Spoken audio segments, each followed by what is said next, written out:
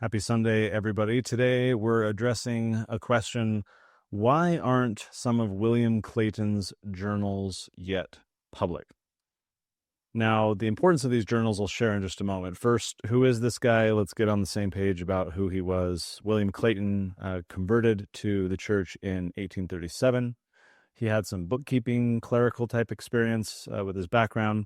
A year later, he gets called to serve in the British mission presidency. Of course, it's interesting early in the church that the leaders were comprised of such fresh converts, kind of an interesting but necessary aspect of a brand new religion being, or church being started up.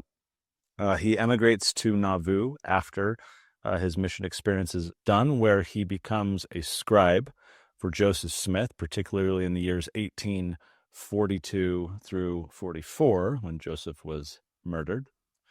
He is one of only two alleged witnesses to the revelation that we now know as Section 132, dealing with plural marriage.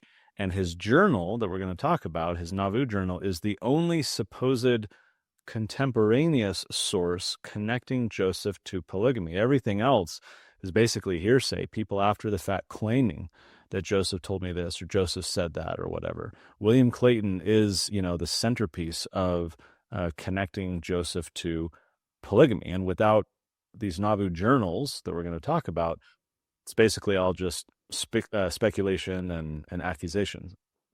So William Clayton effectively is the cornerstone upon which the entire argument for Joseph's involvement in polygamy is built. Now you might say, why are we touching on this topic again? Yeah, Connor, we already know your ideas. Some of you, strongly disagree, think that Joseph is the originator of polygamy, that he authorized it, sanctioned it, practiced it, even though there's no kids and he was fighting it all the time. But I've done past musings treating with, those issues in particular that you can go watch. Again, you can go to sundaymusings.org and click polygamy in the drop down. You can find those old previous musings if you'd like. Today, though, we're going to talk just about William Clayton because it's a transparency question. It's a question as to why is the church not revealing these journals, since they are this cornerstone, this foundation of the entire claim of Joseph being involved in this. Everything else, again, is just, people decades later said, Joseph married me, despite not having any children and despite not having any documentation and so forth. Everything, again, is speculation without William Clayton. Why then, because of his central importance to this topic, are these journals not yet public? Now, Clayton himself became an eager polygamist, 10 wives, 47 children. So he is someone who, like Brigham and Heber Kimball and others, jumped into the deep end of this topic. Now, the Nauvoo journals that Clayton kept are the most detailed account that we have, or that exists, of the last 2 years of Joseph Smith's life. And his private, he had other journals. He had, we'll talk about some of these in a minute. He had a private journal that also isn't public, yet released, the Nauvoo journals I'm talking about. And these journals are the source of things such as Section 129 of the Doctrine and Covenants. This is instructions apparently given to Joseph, February 1843, making known 3 grand keys by which the correct nature of ministering angels and spirits may be distinguished. That's Section 129. It's also the source of Section 130, various instructions from Joseph regarding the Urim and Thummim, the second coming, the nature of intelligence, and so forth. Also, Section 131, which says that celestial marriage is essential to exaltation in the highest heaven. And then, of course, Clayton is also directly connected to Section 132. It's referenced in his journal, though it itself is a separate document, the purported revelation that stayed in Brigham's desk for years and then magically appeared right when he needed it. So lots of these revelations, the only source is Clayton, and huge revelations and teachings and important doctrinal things, and he is the only source. So, throughout the Joseph Smith Papers project, they've been using Clayton's journals extensively, I should say, for the footnotes. Now, we don't have access to the full journals to verify them and analyze them like with all these other documents and things in the Joseph Smith Papers project, because they've only released a very tiny sampling of the pages from this journal. Now, before the Nauvoo journals in Clayton, in England, Clayton kept a journal about his, missionary experiences there, presiding over the British mission. And so it's important to talk about that, perhaps, because it helps establish the nature of his character. If this is a guy, this centerpiece connecting Joseph, not only to these important doctrines, but also doctrines that he vehemently and repeatedly protested, fought against, taught against, excommunicated people for, etc. Right? If the centerpiece of saying Joseph actually overturned all that, or was lying for the Lord, or being deceptive, whatever, if the centerpiece of that is this guy, this person, who is this person? Well, we learn a little bit from his England journal, right? He left his wife and 2 kids to go on this mission. Doesn't really mention them in his journal at all. And but in his journal, he mentions intimate relationships with multiple women. Now, this is prior to Section 132, prior to Joseph allegedly teaching about plural marriage, and I think establishes that there's a little bit of a character deficiency or a question with this guy, who, by his own hand, is recording late-night visits alone with these women, Sarah Crooks among them, spends nearly every day with her for months, not going home to visit his wife and his kids. Sarah washes his feet several times, this very intimate act connected to what later became the practice of plural marriage. He's got journal entries that he redacts regarding their interactions, him and these women. I'm not going to get too far down this rabbit hole. There's some interesting stuff here. I will put in the description on the YouTube version of this video 2 links to videos that Jeremy Hoop did on Michelle Stone's 132 Problems podcast. They're very long, be advised, but Jeremy walks through quite a bit of information connected to these journals, including sharing many excerpts, in particular, in more depth of what I just discussed, to review the character and behaviors of this individual, who is this, again, centerpiece for this entire argument and this entire purported, doctrinal, controversial issue. So go click those links if you want to go see those videos and get more in depth. So that's the English journal. William Clayton, of course, has his Nauvoo journal. It's really, I think, 3 books put together. And I think there's a fair argument to say that this is not a contemporaneous record, in fact. What does that mean? I keep a journal. I write once a week. That's what I can do. And so I write like anyone does in a journal, blah, blah, blah, blah. I write wherever I stop. That's where I pick it up next. And I'm just writing it freehand, thoughts coming out of my head, and I pick it up again next week. And that's your typical journal, right? It's sequential, daily or weekly annotations. And it's not this like beautiful, I'm just kind of writing free form, right? And kind of getting these thoughts out of my head. Now, by contrast, in these Nauvoo journals, what we see is empty space, dates jumping around, not chronological, and it's written in neat prose. Take a look at these 2 images. Now, these are both written by William Clayton. They're both purported to be a journal. I will leave it to you to review these for a moment and determine which to you looks like a journal and why. And as you review these images, what you will likely conclude is that the one on the right looks like a journal. Now, why? Right? The lines are kind of not perfectly straight. They're kind of smushed together.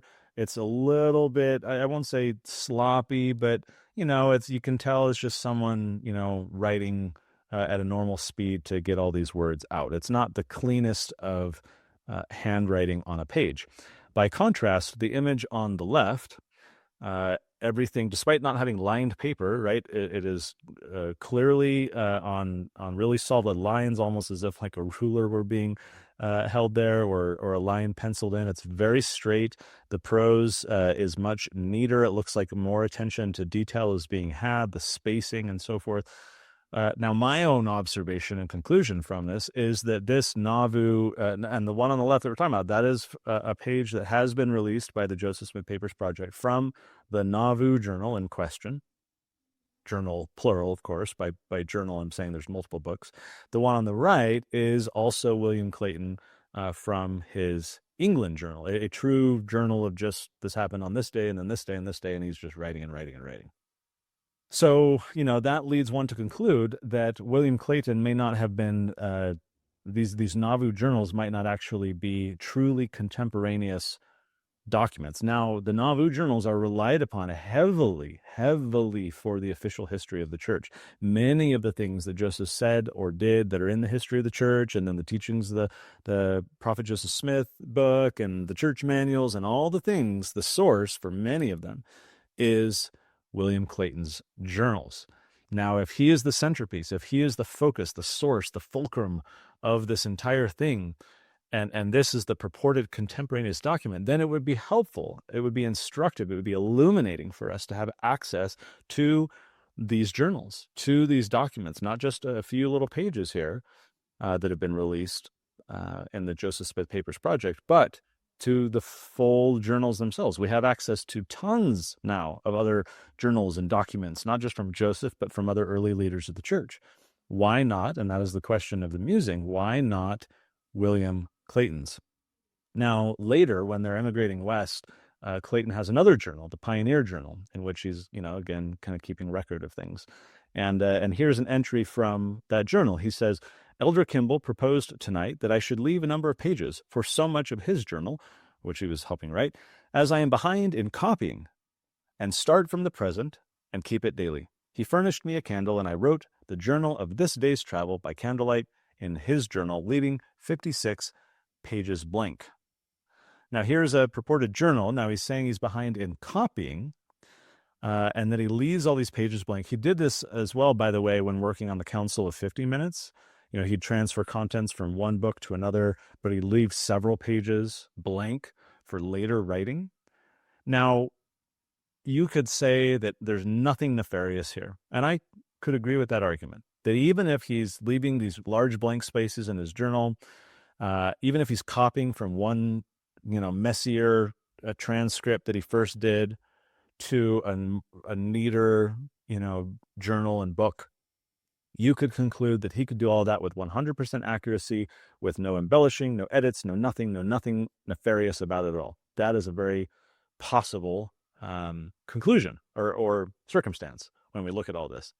But we can't rule out that other circumstances, scenarios might exist whereby things are being inserted or removed, especially when we get into, as I've shared in past musings on this topic, how Brigham and others set about to edit the history, and they're changing things when they're creating the official history of the church, and we're removing things that contradicted the new order of things, like Hiram Smith's speech railing against plural marriage and so forth, where entire things are being omitted as they are now shaping the new narrative in the official, journals and histories of the church. So on the one hand, there may have been no problems. Everything's copied perfectly. Nothing's left out. It's all done chronologically. On the other hand, they're jumping around dates. They're leaving blank spaces so that they could come back later and do something.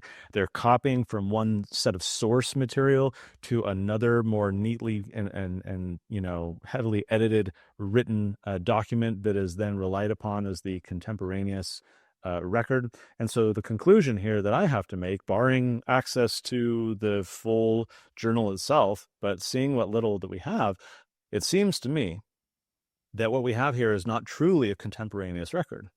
And that therefore opens the question, introduces the opportunity for there to have been some type of editorializing, for it to not truly be an actual journal kept of what Joseph said and did, but in fact a later creation. Now, whether that creation has 0% fiction or 100% fiction or any amount in between, we don't know. But what we might conclude then, if it's not a contemporaneous record, is that possibility exists.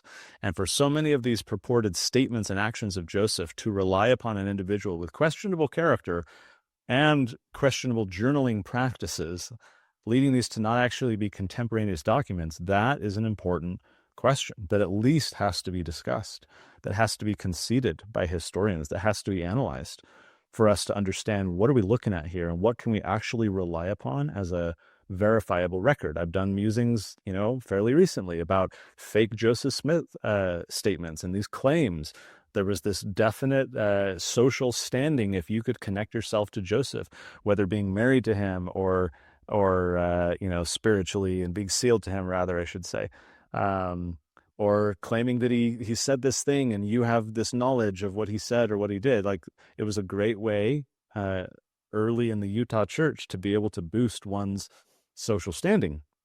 And so we have to concede that possibility here exists, that when Brigham records several times that he was editing, the history, that's what was actually happening, or at least that the potential thereof exists, because what we see from the limited images we have of the William Clayton Nauvoo journals suggests, at least to me, that this may not in fact be a truly contemporary record. When was it recorded? When was this neatly written? It could have been the day after, right? It could have been 5 years after. It could have been after Joseph's death as part of this Brigham Young revisionist, history project. I don't know. What I do know is that in the 1970s, some researchers were granted access to Clayton's journals and took transcripts of various lengths, various portions of the journals. There was no forensic analysis done. They weren't looking at the journals themselves to question whether they were sufficiently contemporaneous or if anything was, scratched out and erased and written over and all this stuff. They're just like copying this stuff, likely assuming that it was contemporary.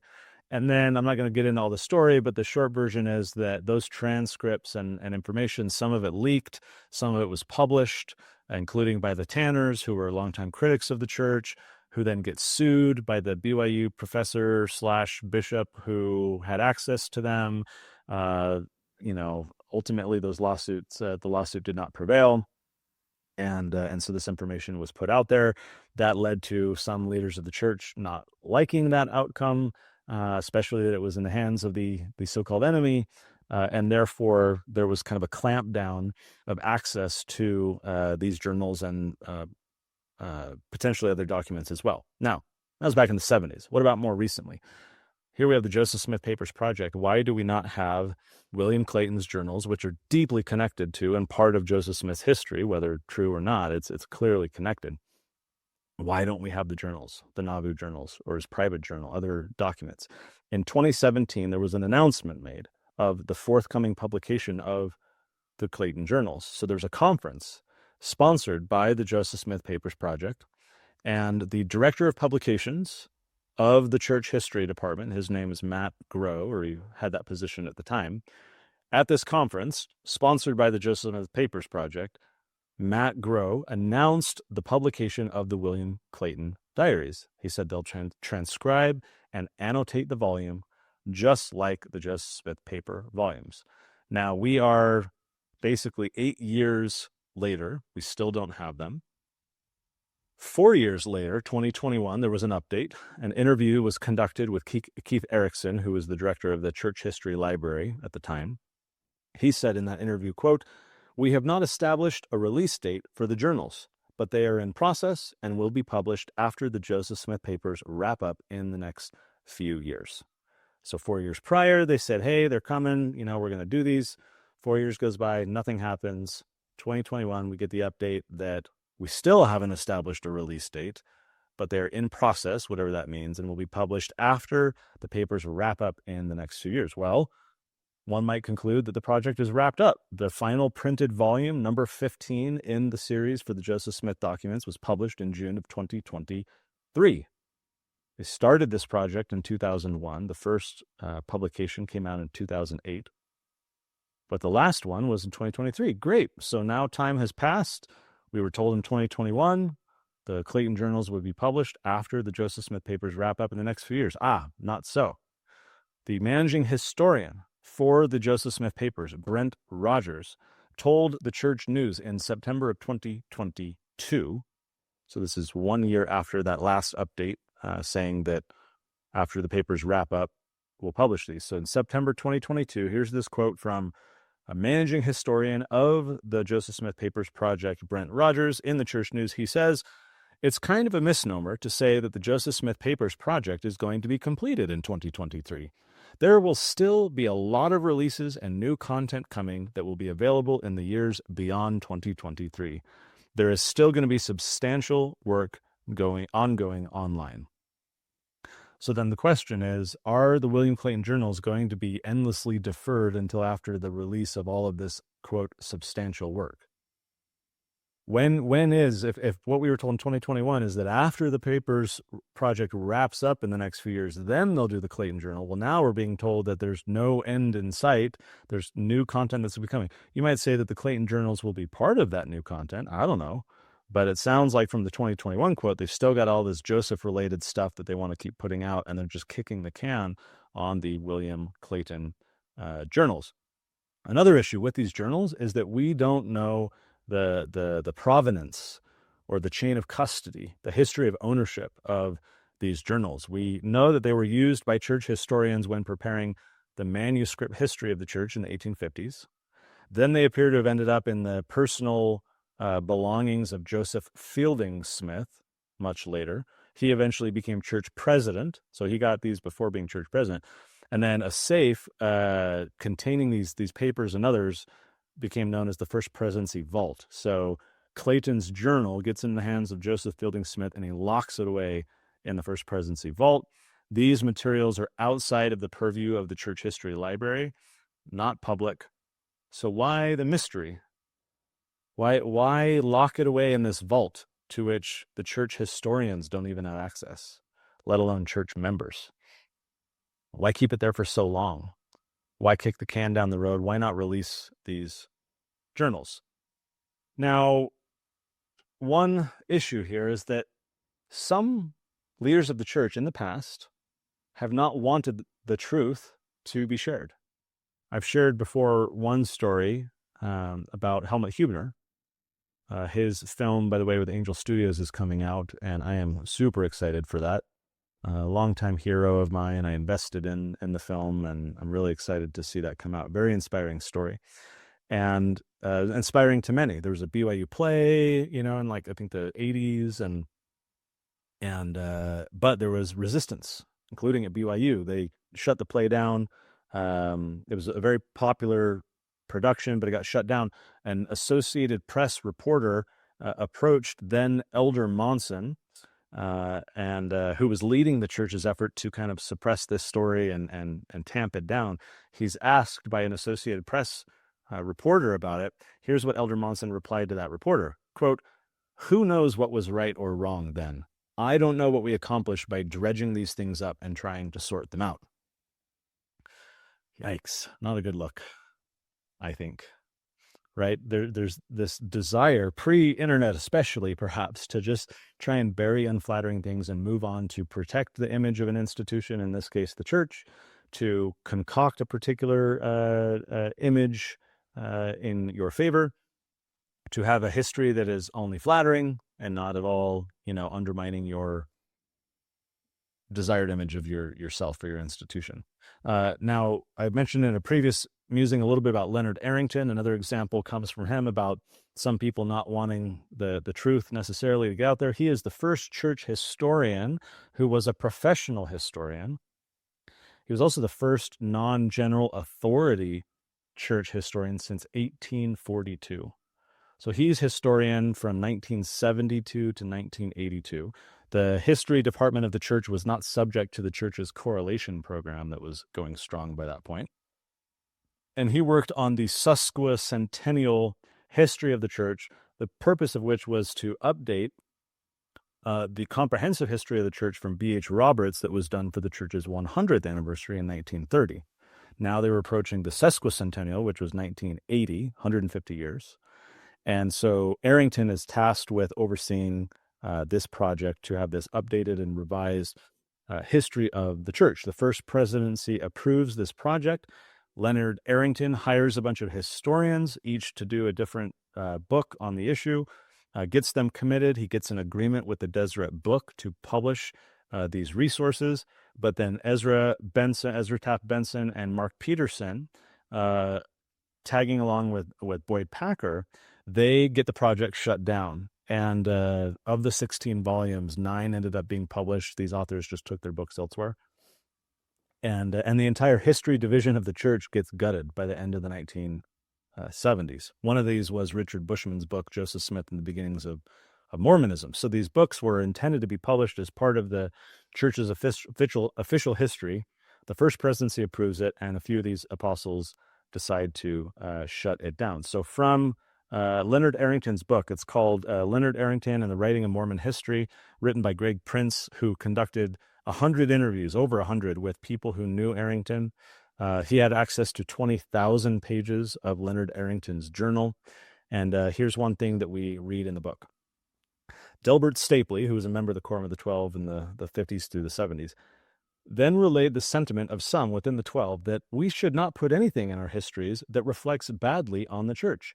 I replied, this is Arrington replying, that if our picture is entirely rosy, nobody, even members of the church, will have confidence in what we write, because members of the church know that there are warts and blemishes, and unless we acknowledge some of these, they will not have confidence that we're writing the whole truth and nothing but the truth. His reply was again, we must leave the bad things out of our history. That's from Arrington's journal. Boyd Packer, who is now the advisor overseeing the history department, because the apostles all kind of have their own little teams that they oversee. He's addressing all of the department employees in this address, and among other things, tells them, the historians, tells them, we are required to tell the truth, but we are not required to tell the whole truth. September 1976, here's what Arrington says in his journal. It is clear that President Benson will not stand for our real history, and since he is next in line and president of the 12, we are in a powerless position, and no one wishes to consider our own rationale. The question for me is, shall I retain the job and try to write history which will be approved by the church's correlation department, or shall I resign and continue to write real history? 2 weeks later, he writes in his journal, Elders Benson and Peterson want glorious stories of the Restoration, unsullied by discussion of practical problems and controversial evidence. They want prophets without warts, revelation direct from high, impure vessels. They want faith-promoting stories and moral homilies. They feel strongly and will oppose all our books written as we understand history. Final example, November 1980. He writes, some church officers do not want the church to promulgate historical truth. If they do not want historical truth, what do these officials want? They favor the purveying of traditional truth, which is different from historical truth, scientific truth, or philosophical truth. So Arrington, getting deeply frustrated with several of these apostles who were trying to just have this shaped, concocted, cultivated history without actually revealing the truth. Greg Prince was connected to and a co-author with the book David O. McKay and the Rise of Modern Mormonism, and had access to private journals and meeting minutes from President McKay, could get, as a result, a peek behind the curtain.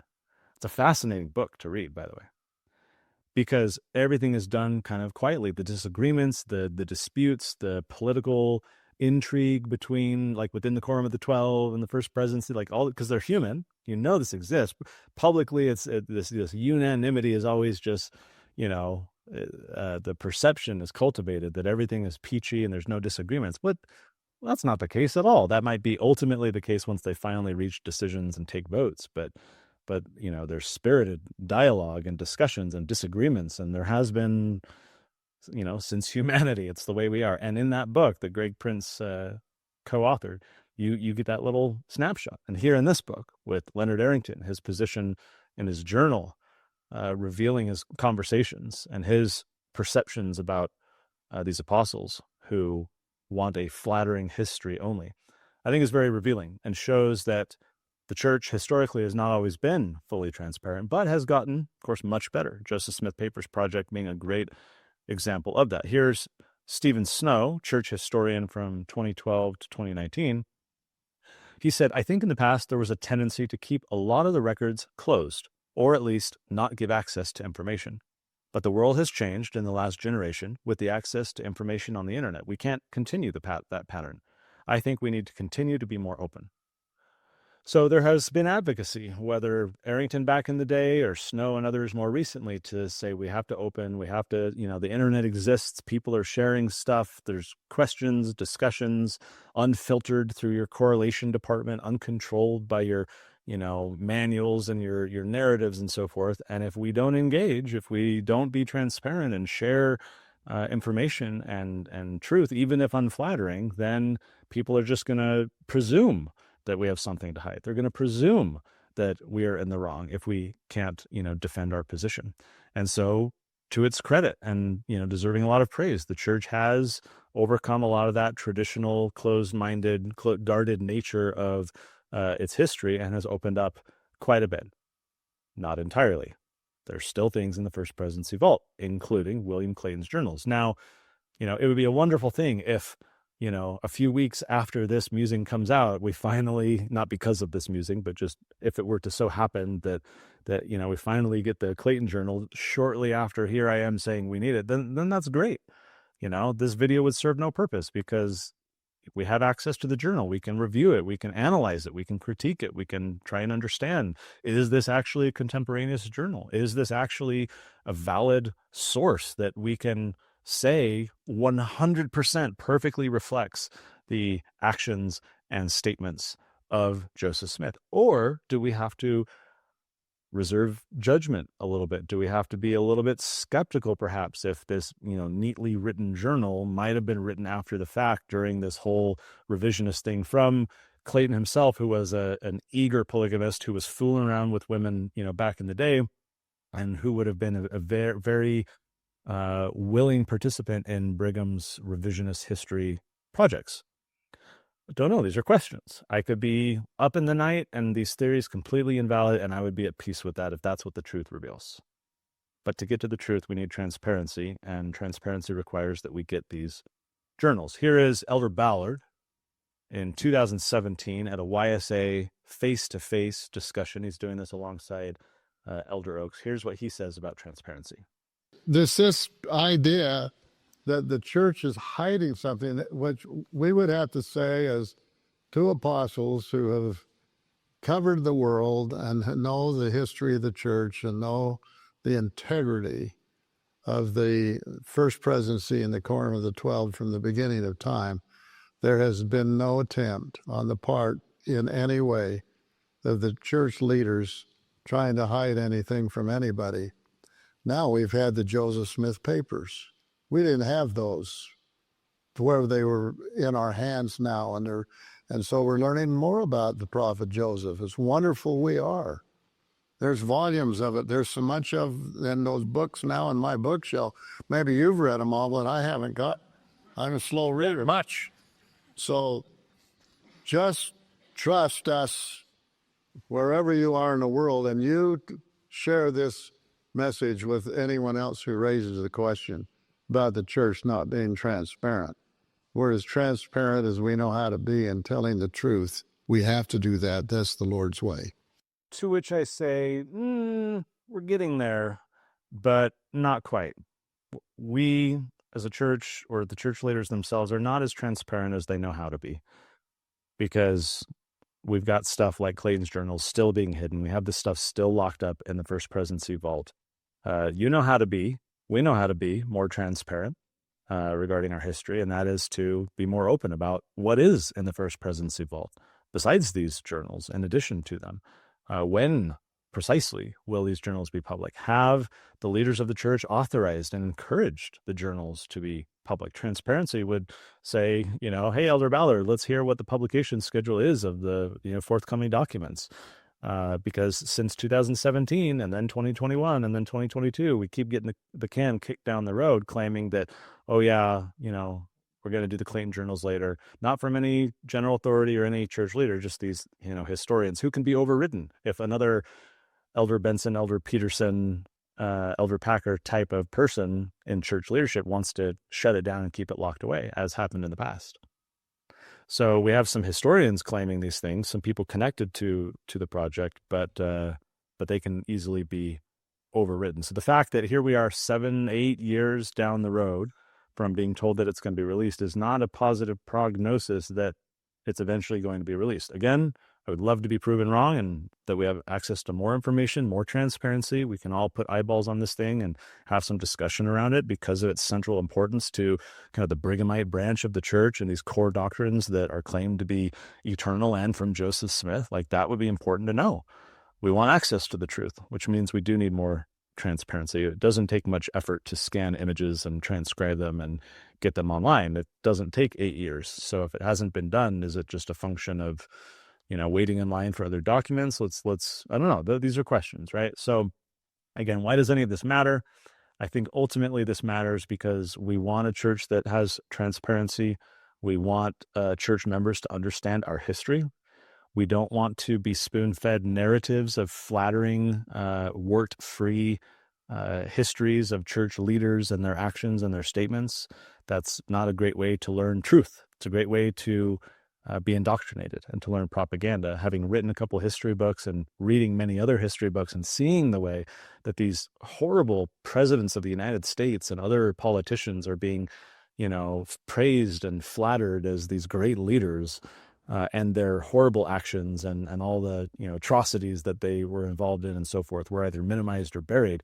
I see from my own experience reading these books how packaging history a certain way shapes a narrative, changes perceptions, and it leads to ignorance. And if we want truth, we need to understand the good and the bad. And just because this is the church, just because these are church leaders, doesn't mean that we should not scrutinize things as they really are. Truth is the knowledge of things as they really are, not as we want them to be, not as, oh, we want to be nice, so let's paint a rosy picture, right? I can share Arrington's frustration in that sense. I can't imagine what it would be like to get shut down by leaders of your own church trying to, bury information and trying to only release things that are carefully packaged and correlated. So I am pleased with the progress that we've made. I think it's very healthy. I think the internet has induced this action that without that kind of public pressure, it would not have been done. But I'm grateful that it is because we have access to all kinds of information that we didn't before.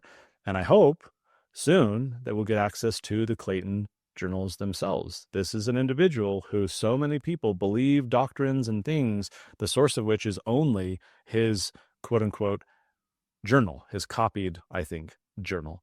And so we ought to have that conversation about the integrity, the provenance, the contents of these journals. Hopefully that happens soon. Tell me what you think in the comments, and we'll see you next week.